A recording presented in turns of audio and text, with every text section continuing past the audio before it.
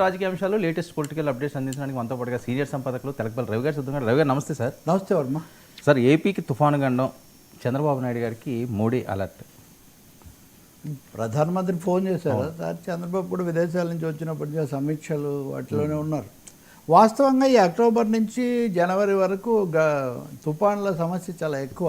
దక్షిణాదికి ఒరిస్సా, పశ్చిమ బెంగాల్ కూడా ఈ సమస్య ఉందంటున్నారు. కాకినాడ, విశాఖపట్నం నుంచి కాకినాడ మధ్యలో ఇప్పటికే చాలా భారీ వర్షాలు భయంకరంగా ఇప్పటికే సాగుతుంది. రేపు సాయంత్రానికి అది తీరం తాకొచ్చు. ఉప్పాడు దగ్గర, కాకినాడ దగ్గర అన్నారు. సో చాలా బిక్కుబిక్కుమంటూ ఉన్నటువంటి పరిస్థితే. దానితో అధికారులు, ప్రత్యేక అధికారులను నియమించారు, ఇవన్నీ కూడా చేశారు.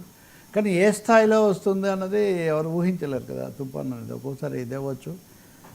వాస్తవంగా చాలా తీవ్రమైన ఆ దివిసీమ ఉప్పెన కూడా నవంబర్లోనే వచ్చింది, 1977. చాలాసార్లు ఈ కాలంలో ఇది వస్తూ ఉంటుంది.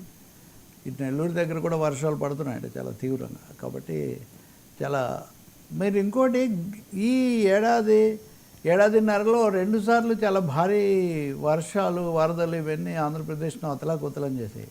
దానితో ఇప్పుడు ఈ స్థాయిలో కనుక తుఫాను వస్తే రేపు అది తీరం దాటేటప్పుడు దాదాపు 100 కిలోమీటర్ల వేగంతో వీచడం ఇవన్నీ కూడా జరుగుతాయని చెప్తున్నాను. సో ఇవన్నీ ఒక తీవ్రమైన ఉత్పాతానికి దారితీసే అవకాశం ఉంది. అందుకని చాలా జాగ్రత్తగా ఉండాలి కూడా. ఇంకా వీలైనంత జాగ్రత్తగా తీసుకోవటం.